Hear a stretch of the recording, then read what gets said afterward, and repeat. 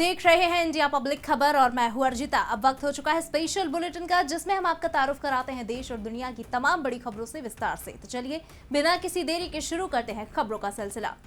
देश की राष्ट्रपति द्रौपदी मुर्मू ने ओडिशा के पुरी में भगवान जगन्नाथ का आशीर्वाद लेने के लिए करीब 2 किलोमीटर की दूरी पैदल तय की। इस दौरान मंदिर जाते वक्त श्रद्धालुओं ने राष्ट्रपति का अभिनंदन भी किया। देश की राष्ट्रपति द्रौपदी मुर्मू आज ओडिशा दौरे पर पहुंची हैं।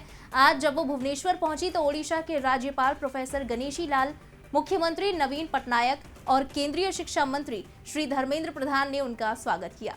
राष्ट्रपति को उनकी पहली ओडिशा यात्रा पर गार्ड ऑफ ऑनर दिया गया था।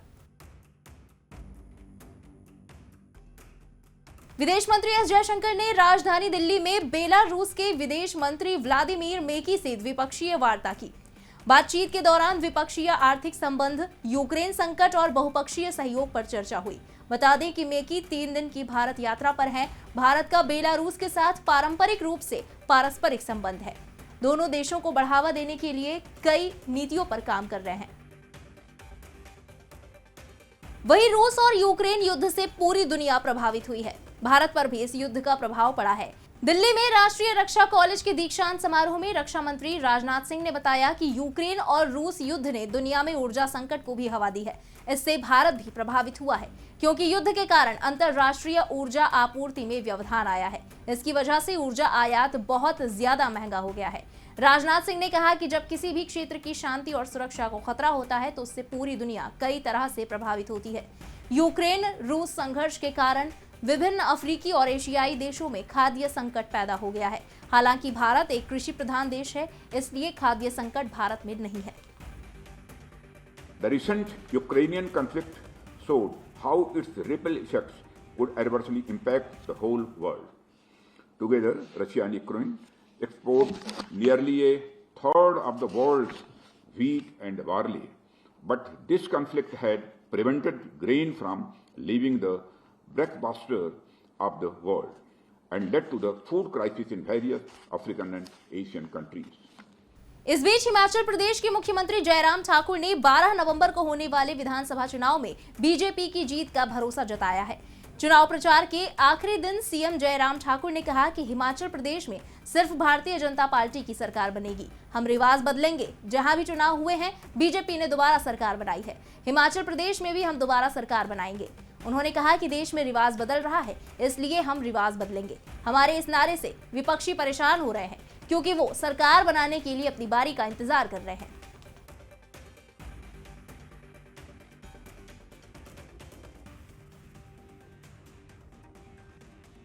आज चुनाव प्रचार का अंतिम दिन है और जो अभी तक जो असेसमेंट, जो आकलन, जो सर्वे के माध्यम से, विभिन्न एजेंसीज के माध्यम से सुनने को और देखने को मिले आप सबको और हम सबको, सभी सर्वे में एक चीज तो तय हुई है कि निश्चित रूप से अब की बार हिमाचल प्रदेश में भारतीय जनता पार्टी आगे है। भारतीय जनता पार्टी सरकार बनाने जा रही है। भारतीय जनता पार्टी रिपीट करने जा रही है। मनी लॉन्ड्रिंग केस में जेल से रिहा होने के एक दिन बाद शिवसेना के राज्यसभा सांसद संजय राउत ने उद्धव ठाकरे से मुलाकात की। बुधवार को पात्रा चौल घोटाले में संजय राउत जमानत पर रिहा हुए, जिसके बाद आज यानी गुरुवार को उन्होंने अपने पार्टी प्रमुख उद्धव ठाकरे से मुलाकात की। उद्धव ठाकरे के बेटे और महाराष्ट्र सरकार के पूर्व मंत्री आदित्य ठाकरे ने बांद्रा में ठाकरे के निजी आवास मातोश्री के बाहर संजय राउत का वेलकम कर उन्हें बधाई दी। वहीं जेल से बाहर आने के बाद उन्होंने कहा कि मैंने 100 दिन से ज्यादा जेल में काटे, लेकिन क्यों? मेरा क्या गुनाह है? मुझे जेल क्यों भेजा? मुझे अब तक नहीं पता। मुझे न्याय व्यवस्था में भरोसा है और आज वो भरोसा बढ़ गया है। राउत ने कहा कि हमने जिंदगी में कभी गलत काम नहीं किया। मैंने 100 दिन से भी ज्यादा जेल में काटे, जिसे मैं कभी नहीं भूलूंगा। मुझे किसी से गिला शिकवा नहीं है। मुझे हमारी न्याय व्यवस्था ने न्याय दिया और मैं उनका आभारी हूँ। हमने कानूनन लड़ाई लड़ी। अब कोर्ट का जो ऑब्जर्वेशन है वो सामने आया है। हमने हमारे जिंदगी में कभी गलत काम नहीं किया। एक दूसरे से राजनीतिक मतभेद होते हैं, होते रहेंगे, डेमोक्रेसी। लेकिन मैंने 100 दिन से भी ज़्यादा दिन जेल में काटे हैं, मैं कभी भूलूंगा नहीं। रुक करते हैं अगली खबर की तरफ। दिल्ली नगर निगम चुनाव के लिए बीजेपी ने वचन पत्र जारी कर दिया है। वचन पत्र में बीजेपी ने कहा कि दिल्ली के लोगों को साफ पानी देना हमारी प्राथमिकता है। बीजेपी ने कहा है कि हर घर को नल से पानी देंगे। साथ ही बीजेपी ने अपने वचन पत्र में हर झुग्गी वालों को घर देने का भी वादा किया है। वचन पत्र जारी करने के मौके पर दिल्ली बीजेपी के प्रदेश अध्यक्ष आदेश गुप्ता ने कहा कि हर घर को नल से जल मिले, ऐसी अरविंद केजरीवाल की रुचि नहीं है, क्योंकि उनकी टैंकर माफिया से साठगांठ है। उन्होंने कहा कि एक तरफ झूठ बोलने वाली केजरीवाल सरकार है जो सिर्फ वादे करती है और उन्हें पूरा नहीं करती, दूसरी तरफ बीजेपी है जो अपने हर वादे को पूरा करती है।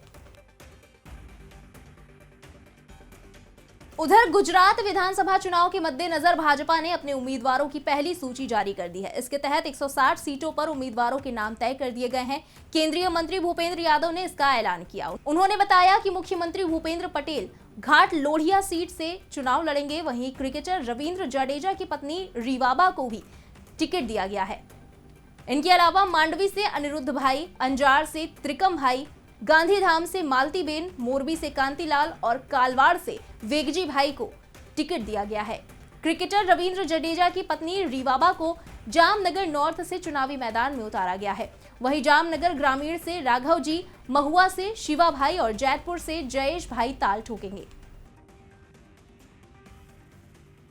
हिमाचल प्रदेश में चुनाव प्रचार के साथ साथ राजनीतिक दल लगातार एक दूसरे पर हमलावर हैं। इसी कड़ी में बीजेपी के नेता और केंद्रीय मंत्री अनुराग ठाकुर ने कांग्रेस पर बड़ा हमला बोला है। अनुराग ठाकुर ने कहा कि हिमाचल प्रदेश को जितना मोदी जी ने दिया उतना कांग्रेस कभी नहीं दे पाई। इसका कारण है कि कांग्रेस बड़े बड़े वादे करती है और भूल जाती है, लेकिन बीजेपी जो वादा करती है उसे पूरा करके भी दिखाती है। केंद्रीय मंत्री ने कहा कि देश जानता है कि सत्ता में आने पर कांग्रेस भ्रष्टाचार करती है। इस दौरान अनुराग ठाकुर ने राहुल गांधी की यात्रा पर भी प्रहार किया। जब मैंने तिरंगा यात्रा की थी, बिलाल भाई को याद होगा, कलकत्ता से कश्मीर तक, उस समय जब मैं अमेठी गया तो एक झुग्गी झोंपड़ियों की लंबी लाइन लगी हुई। आज 3 करोड़ 22 लाख लोगों को पक्के मकान बनाकर दे दिए। हर गांव हर घर को बिजली पहुंचा दी। 4-4 LED के बल्ब दे दिए। हर घर को नल से जल दे दिया। हर बहन की रसोई में रसोई गैस का सिलेंडर और चूल्हा दे दिया। शौचालय बनाकर दे दिया और बैंक खाता भी खुला दिया। आपदा के समय 1500 रुपए उसमें डलवा भी दिया। और अगर बीमार हो जाओ तो आयुष्मान भारत योजना में 5 लाख का इलाज भी मुफ्त में करवा दिया।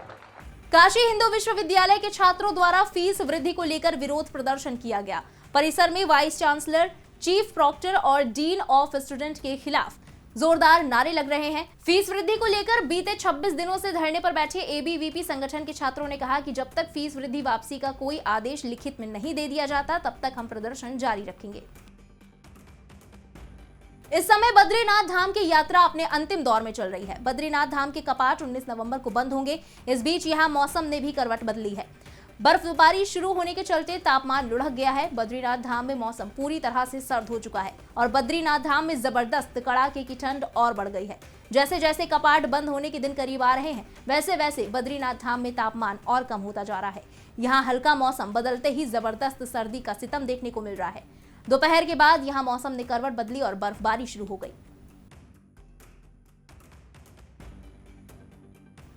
इसी के साथ इस स्पेशल बुलेटिन में बस इतना ही। देश और दुनिया की बाकी खबरों के लिए सब्सक्राइब करें इंडिया पब्लिक खबर के YouTube चैनल को और बेल आइकन दबाना बिल्कुल ना भूलें।